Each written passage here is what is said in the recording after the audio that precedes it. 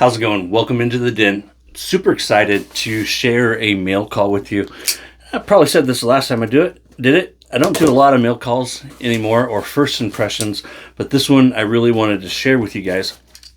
A friend of mine by the name of Blaine, you might know him here on YouTube as Dimple Shaves. Some guys call him BC. He's been doing YouTube content for a few months now. I don't recall exactly how long, probably about 6 months or something. There'll be a link to his YouTube channel. I'm opening up a package that I just received earlier today. A couple of months ago, maybe a month ago, about close to a couple months ago. I'm horrible at time. I'm horrible with a lot of things. He sent me a sample of some shave soap that he's been working on, his Forbidden Root and his Unscented. I got a couple of shaves in with the Forbidden Root, and I did one shave with the Unscented. Really liked the Forbidden Root, and I knew that he was trying to get his base to a point to where he could make a batch of it and then sell it on Etsy. Well, last week he did exactly that.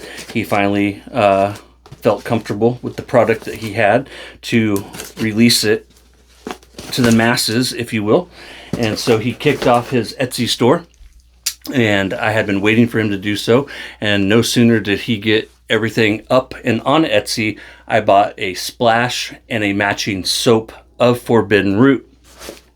His Etsy channel, or store, I'll also put a link in the description to, is BCSoapsNSuch. I've gotten to know Blaine fairly well through text messages, and he's also a member of the channel, so he hangs out in the members Discord. Blaine is as genuine as they come. He is as passionate as they come. He is newer to the hobby, but that's one of the reasons why I see such a strong passion in him. And there's also, like, when I get to whipping up the soap in a minute, don't let me forget, but I want to talk about generational. I want to talk about generations. So all I got for notes is the notes of the soap written down in front of me. So if I forget to talk about generations, that's on you. Packaged extremely well, Blaine. Thank you. So we had this in this super sturdy box. Tons of peanuts. And then each one is wrapped individually. Got the splash and the soap. Pull that knife back out. That's how good he's got it packed.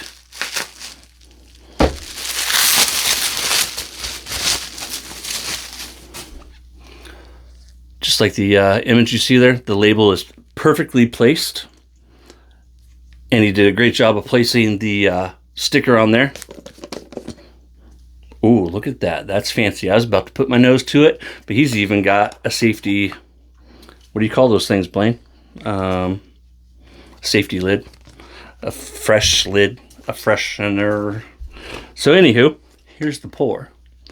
So what I'm going to do now, I'm going to set this down just long enough to open up the splash. I'm going to spray the splash. I've never tried his splash.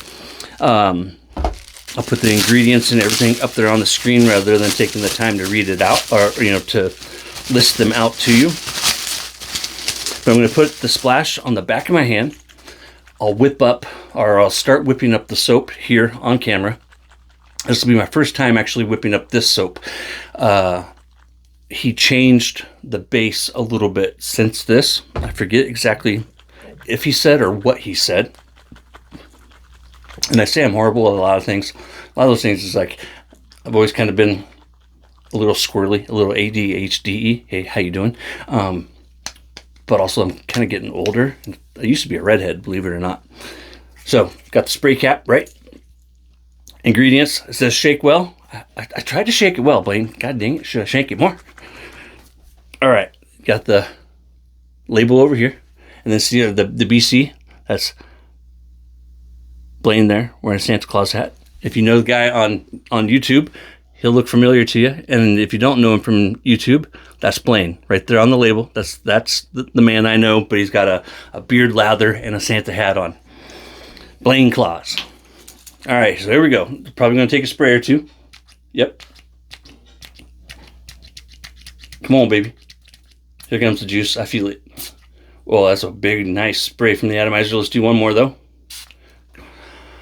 Already filling the room with the fragrance. hot damn, my wife is going to love this. Oh, okay, so I'm gonna let that sit. Let's start scooping. When I do my test lathers, if you will, I always use my old school Smiles for Miles scoop. I got a few of these. And with a tub like this, I'm just gonna go straight for the center of it. I always try and scoop about the same amount. And what we're going with here today is that right there.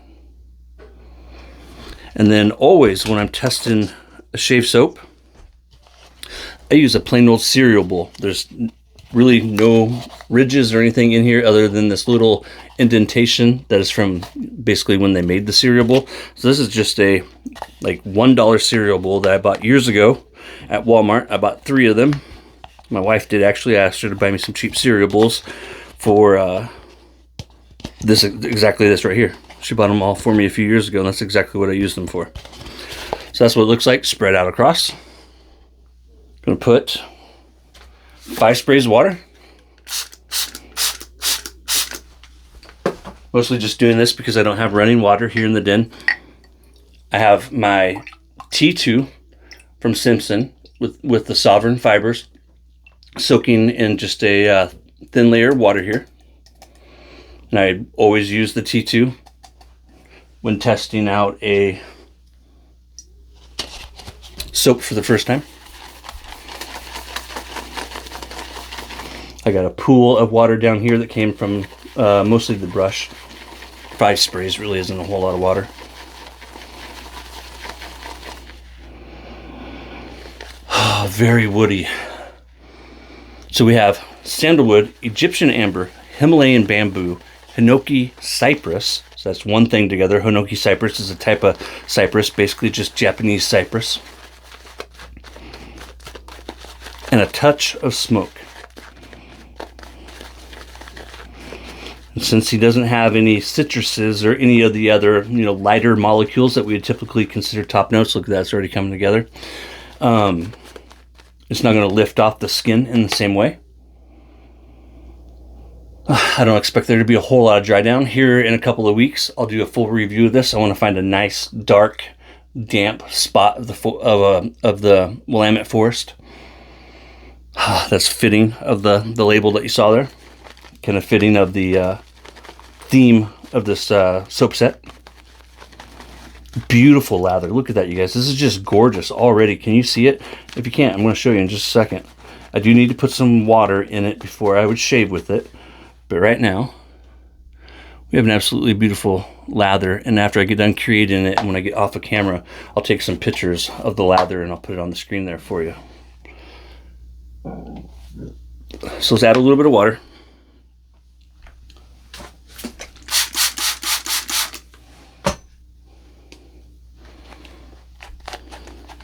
Generational. You almost let me forget. So something I've noticed. So I've been in the wet shaving community since 2015. We're now in 2026. It's middle of April. In case you're watching this in the future. Something I've noticed over the years is that, and I don't know how to name it, because I don't even know how they come up with the generation names. Like some of them I do, right? Like baby boomers, that's pretty self-explanatory. Gen X, I guess we don't have anything. I'm a Gen Xer, right? But within the wet shaving community itself, I've seen different little influxes of what I've and I've never said this before in a video, so if it doesn't make sense, you're getting just like some raw thoughts that have been bouncing around in my head for a while. But we get these different generations of artisans and vendors that come through the community. Some of them last a long time. Some of them last 4 or 5 years. Some of them only last 6 months if we're lucky. But something I have noticed is these generational periods of entrepreneurs, if you will, people who are passionate about this hobby and decide to put their passion into motion, whether it's someone like me that just creates content, or someone like Blaine who creates content, but then also takes it a step further and creates a soap base. I've never been very artistic. I'm very pleased with myself with the photos that I do. Very pleased with myself for even just talking to you on camera, because there was a time before I started doing this that it was something that I never, ever, ever, ever would have done. I was the kind of guy that I always ran away from the camcorder, but just something I've noticed. And so what's cool though is that Blaine, a very good friend of mine that I talk with, is part of this latest generation of content creators. And you may have noticed I'm wearing this Cajun Blade hat, which is kind of where I still put Blaine in with the same generation as a Sean Staplefield or as Eric at Cajun Blade. I bought this hat. It came earlier this week. And just because I'm crazy about hats. If you haven't noticed, I wear a lot of different hats. Physically speaking, not metaphorically. I really only wear one hat. Well, there's a couple of hats. A dad hat, a trucker hat, and one a content creator hat. So I guess I wear a couple hats. A Squirrel Lord hat. Absolutely gorgeous lather. Let's play with it in my hands to give you a good look at the peaks. But if you want to check out a guy that is passionate about this hobby, you can find him on YouTube. It won't cost you a dime. Or check him out on Etsy. Currently, he's sold out of this. I believe he was waiting for containers. Was it, Blaine? There was something that he ran out of that prevented him from immediately restocking. But as soon as he gets whatever it is he's waiting for, he'll have more of the forbidden root. I'm going to tell you right now that if you like a woody fragrance, as you can see from the scent profile, this is going to be right up your alley. I do notice a very light touch of smoke. I'm not getting so much of a cypress note right now. I may find that. I may totally change my mind come my full review. I'll wear this day after day, and I'll shave with it at least 5 times before doing my review. Right now, a cypress isn't standing out to me, but the cypress could be one of the notes that is acting to lift this off the skin, because when I sprayed it, it did fill the room. And as I bring my hand to my, or as I bring my hand to my nose now, there's a lift beyond the alcohol. Yes, I mean, like there is alcohol in this, right? It's denatured alcohol, witch hazel. Witch hazel is alcohol, so you have 2 alcohols essentially. Same but different. Glycerin, aloe juice, oat extract, and vitamin E. So he's got some skin foods in there, which is amazing, because as you all know, we do have some companies in this community that don't put skin foods in their aftershave, which to me anymore is not what I recommend. That's all I got for you. It's little big things, my friends, and being passionate about something, is a little big thing, because I see people today and I wonder if they have any passion. Blaine is one of those people that as soon as you see him, he's not one of those people. You guys take care, and I'll see you in the next one. Thanks, Blaine. That was a quick ship. He got it right out the door, you guys, and got it right to me all the way from the East Coast to the West Coast. Take care, and I'll see you in the next one.